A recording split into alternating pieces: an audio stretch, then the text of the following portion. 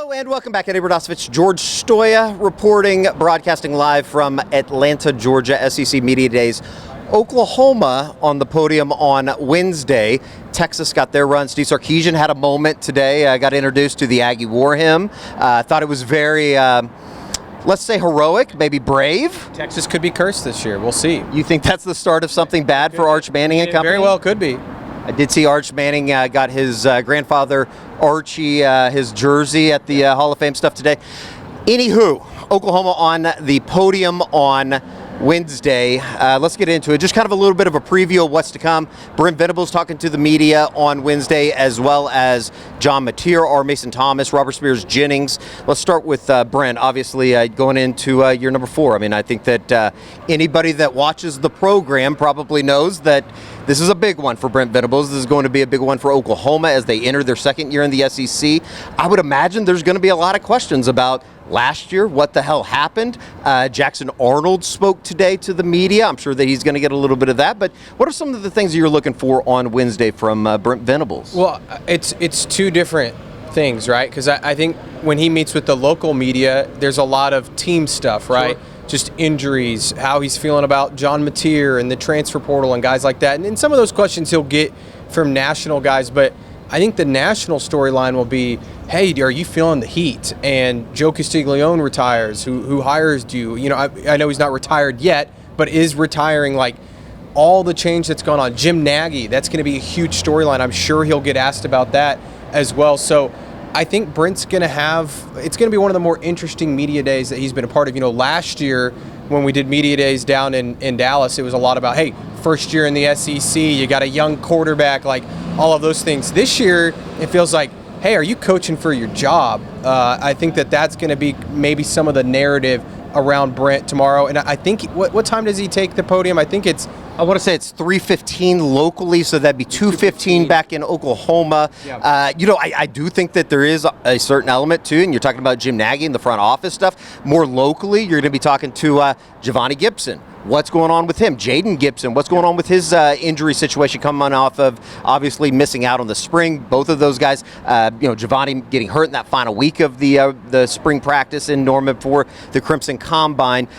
In terms of John Mateer, it's going to be interesting because I think that obviously today you had Will Nussmeier on the first day. You had Arch Manning on Tuesday, which I'm sure anybody that saw the media contingent, the scrum around Arch Manning, it was massive. Tomorrow, I would expect kind of the same for somebody like a John Mateer who comes into the SEC, obviously, with a lot of expectation. You've wrote the the 3-part series.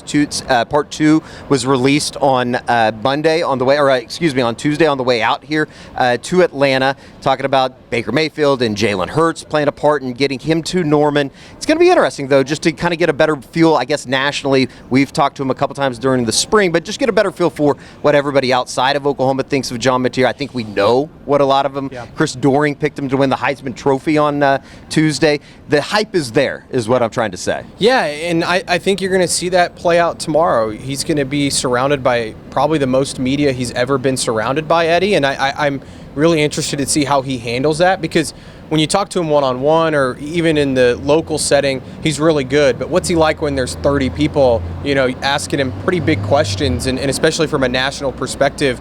I also just want to hear from him, too, how well this offense has come together, especially over the summer. So many new pieces, obviously all new pieces for him, but his relationship with Ben Arbuckle. What is this thing's going to look like? How confident are they that they can succeed, especially in this league?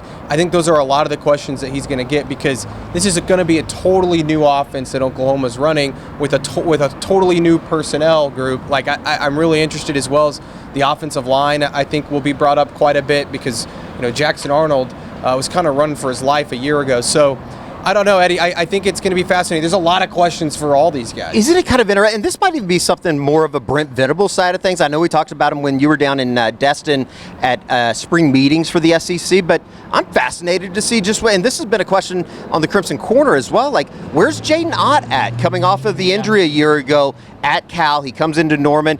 we've heard good things through the summer, but just kind of get a better feel from Brent Venables as well as John Mateer. 100%. I mean, and not only Jade and obviously that's going to be a huge storyline, and I want to ask Brent about him specifically, but even a guy like Jermichael Carter coming in, this summer, Jake Michaela as well, Tate Sandell, Ricky Lolohea. I mean, they had a really impressive spring portal class that they feel like those guys can help them. So kind of getting to know them a little bit more. When I talked to Brent down in Destin, they had just gotten to campus, and some of them hadn't even gotten to campus yet. Sure. So, what have they looked like through the summer? What are the expectations for them come fall camp? And again, like I said, I really want to know the injury situation. They had several guys miss out in the spring. Eli Bowen is somebody that I'm curious about. Logan Howland, Heath Zaida, Jaden Jackson, all guys that missed spring.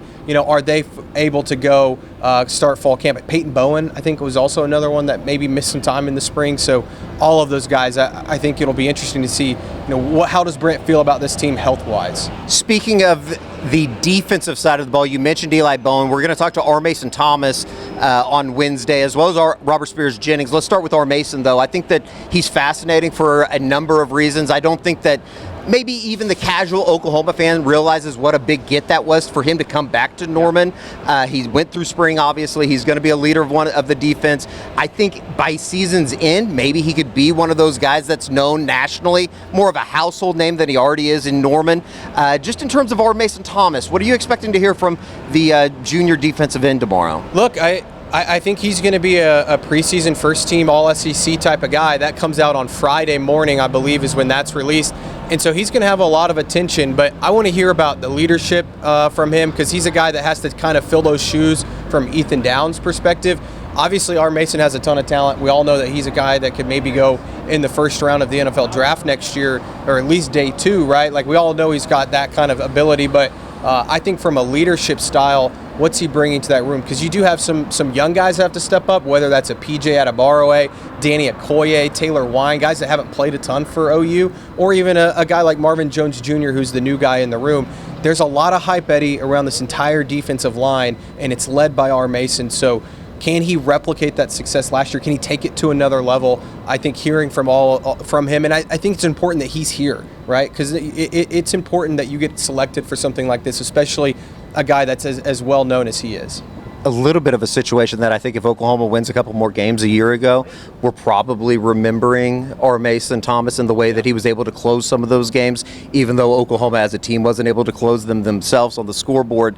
Robert Spears-Jennings, a guy that we've talked about here, I think throughout the spring, it's kind of seemed like he's kind of risen to the top of being a leader within the secondary, within that safety group. Obviously, having to replace somebody like a Billy Bowman, you're going to need it. Somebody that I remember going back to last year in spring, during the media day portions, and Billy Bowman talking about how big of a leader he had become in that room. He's going to be having to be replaced. Robert Spears-Jennings might be a comfortable pick to be that guy, and somebody that I think that might blossom getting more playing time this season. Yeah, look, he's entering his 4th year, and so I think the expectations are tremendously high for him. And you remember early in the season last year, he was arguably one of their best players on the defensive side of the football. I mean, he was playing tremendously, and then I think he got, the season got to him, and just like the entire team, maybe didn't play up to par as much in the back half. And not to say he was bad, but sure, he wasn't playing at maybe the same level that he was at the beginning of the year. So can he consistently do it throughout the season? And like you said,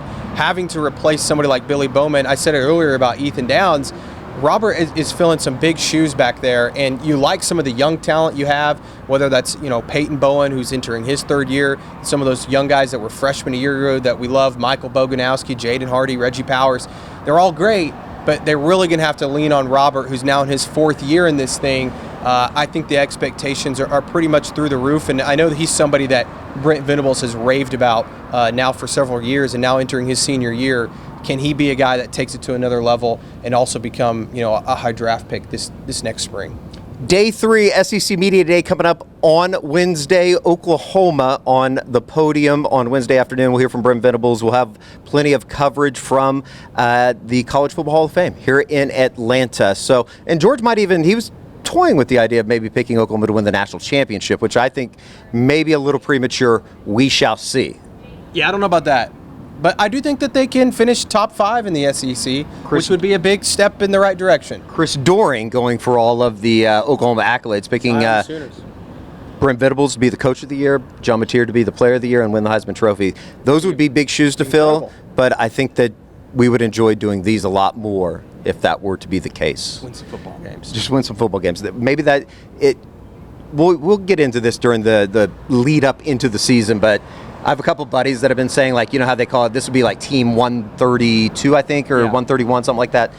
Forgive me if I got that wrong. This is team show me. I mean, this is 100% team show me. That's going to be probably the number one talking point on Wednesday with the Oklahoma Sooners. For George Stoia, I'm Eddie Radosevich, reporting live from Atlanta. This won't be live, this is tape, but you get the idea.